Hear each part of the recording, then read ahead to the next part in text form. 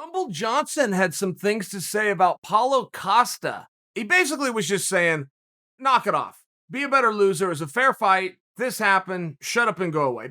Basically, I'm summarizing it for you. But just so you guys understand, there's a little bit of a backstory. This isn't Rumble just inserting himself for no damn reason.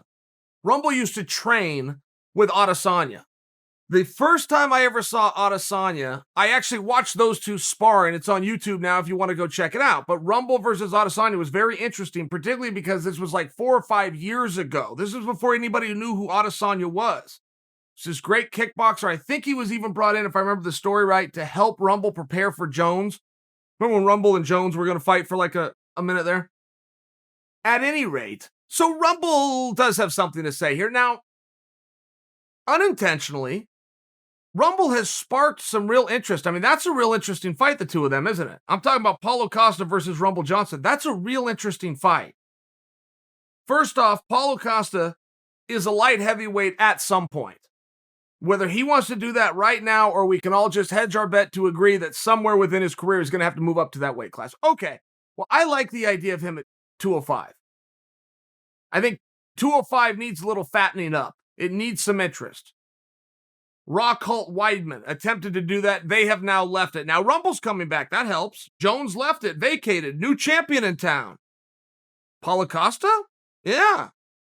I mean, timing's everything in life, right, guys? I think the time might be now. And not to mention, Paulo Costa would not be very many fights away from fighting for a championship at that weight class.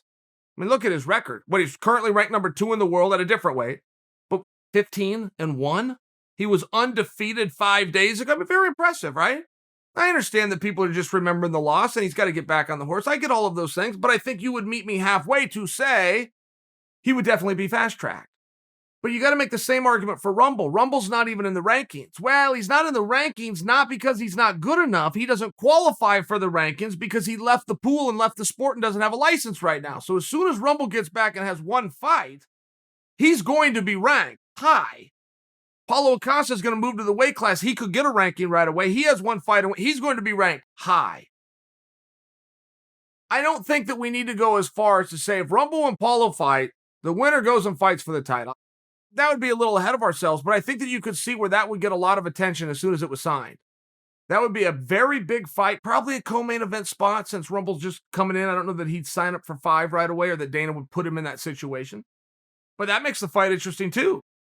You're going to see those two go at it. You probably have more fun having them use all whatever energy it is they have in 15 minutes and instead of spread over 25.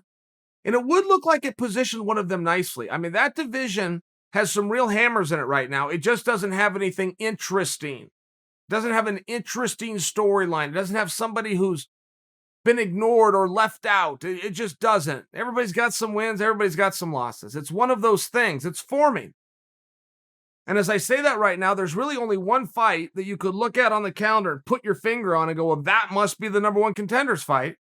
That's Thiago Santos, the last guy to beat Jan. Beat him not that long ago, by the way. It's only a year and a half ago. Beat 2 years in February. So not all that long ago. Last guy to beat Blachowicz and Glover. Everybody loves Glover, and Glover would be the feel-good story of the year if he could get another title shot, let alone the title. Glover and Blachowicz is actually a pretty interesting matchup. Hold that thought. We're away from that. I just share with you, if we go look at the calendar and we look at who's laid out with who, the only fight that you could point to go, wow, this is compelling and interesting, and this must be the number 1 contendership, is that one. Well, I would suggest for you, if we threw Paulo in there with Rumble Johnson, I don't know that you would say that's the number 1 contender, but you would see where it get towards the top of the list. Interesting match. Total accident. I don't know that Paulo Costa's on board at all. I don't know that he's even looking at 205, and in all fairness, he shouldn't be looking at anything right now except for a pizza and a box of donuts. He has the right to put his feet up, relax a little bit, unwind, deal with the disappointment, mourn the loss. Give him a little bit of time, but we might be seeing some foreshadowing. And frankly, it's about time that Rumble Johnson steps up and calls somebody's name out. He's going to have to do it. Rumble doesn't like to do that, but no one wants to fight you, Rumble. You're a scary guy. So he's going to have to call someone out. That's just the way that this is going to go. And if you ask me, I think he just did.